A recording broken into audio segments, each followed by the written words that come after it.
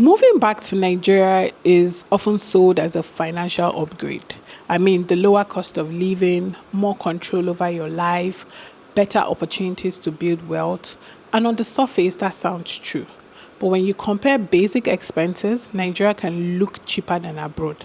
But what most people don't tell you is the difference between living in Nigeria and maintaining a certain standard of living in Nigeria. And that difference is where many people get financially stuck.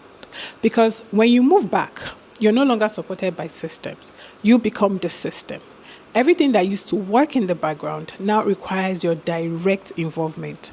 Electricity is not guaranteed, internet is not guaranteed, security is not guaranteed. So if you want consistency, you have to build it yourself. And building consistency in Nigeria is expensive. Not once, not occasionally. I mean, consistently. You're paying for power solutions, you're paying for water systems, you're paying for backup options, you're paying for maintenance. And the mistake many people make is thinking of these things as one-time costs. No, they are not. They are ongoing and they add up real quick. Now, let's talk about something even more important, which is this illusion of cheap living. Yes, some things might be cheaper without a shadow of doubt. Food can be cheaper, labor can be cheaper, certain services can be cheaper. But the lifestyle most returnees want is not the cheap version, it's the comfortable version. And comfort in Nigeria is not cheap. It is curated, it is built.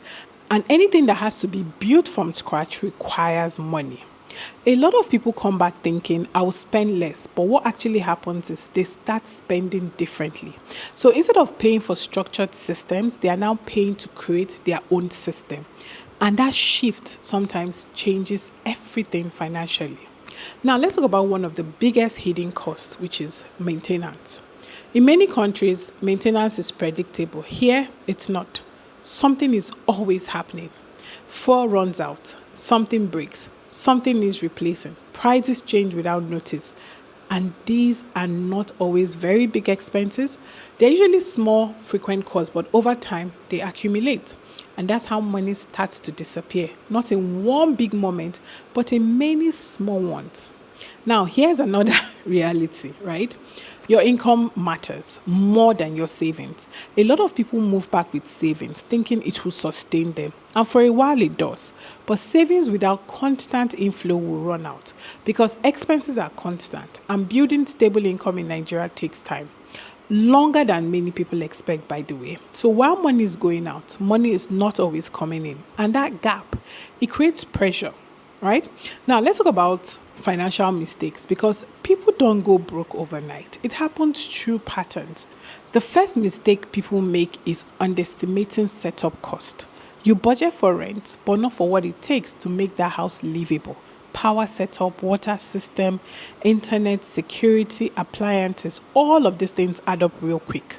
Now, the second mistake is trying to recreate your abroad lifestyle immediately. You want the same comfort, the same convenience, the same standard. But here, the lifestyle is more expensive to maintain because it is privately created. So your expenses increases, right? Before your income now stabilizes. And the third mistake is ignoring recurring costs. Things like fuel, repairs, data, subscription, staff. I mean, on their own, they are small. But when you put them together, they become something big. The fourth mistake is unstable income. You have plans, but not constant cash flow. Everything is cash in Nigeria. So while you're figuring things out, your expenses continue. So you start relying on savings, and once your lifestyle depends on savings, you're on a countdown real quick. The fifth mistake is financial pressure from others. People expect you to have more. So you give, you support, you contribute. And those small amounts add up real quick. They add up over time, small, little here and there, but they add up. Now, the sixth mistake is not tracking your expense. You don't know where what is going. You don't know where money is going. You don't know where that is going to fall. You don't know where it's going. And in Nigeria, money moves fast because you're paying everything in bulk. Now, let's talk about silent money leaks. The first leak is just small money. Frequent untracked expenses, it's just small, it's just here, just full. The second leak is paying for inefficiency. So things like fuel, convenience, speed. The third leak is duplication of cost. backup for everything. So you buy an internet, you need to have a backup. You buy power, solar, you need to have backup. Water, all that, you need a backup. Now, the fourth leak is reactive spending, fixing problems quickly without planning. Now, the fifth leak is emotional spending, spending to reduce stress. Now, here's the truth. High income does not protect you, because if your lifestyle expands with your income, you can still feel financial pressure. So the real issue here is not how much you earn, it's how much control you have of that money, right? So let's talk about solutions here. You all know that I'm not going to talk without talking about solutions. The first step is to build systems before lifestyle. Like, stabilize your essentials first. Then you can gradually upgrade. The second step is to secure constant income. Not occasional income, or consistent one. Now, the third step is to track your money. Know exactly where it is going.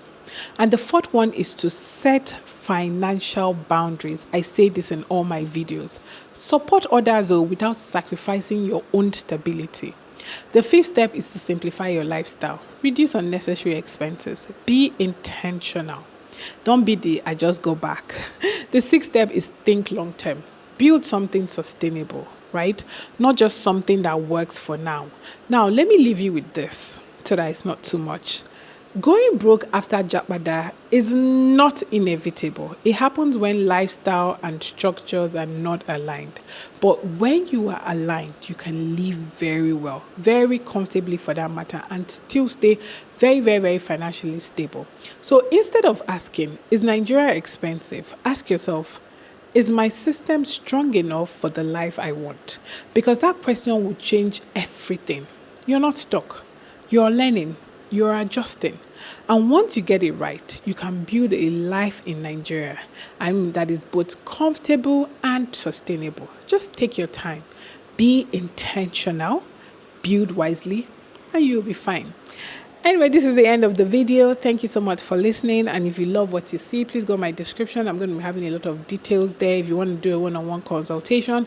I also have a lot of videos about moving back to Nigeria, mistakes, how to plan, how to save, and all that. So take your time and check through the playlist and know which one fits you. And if you want to be notified whenever I post a video, please do well to subscribe, comment, like, share it on your Japada group. And you can also ask me questions in the comment section of videos that you want me to make. My name still remains Serahdonald, and stay blessed.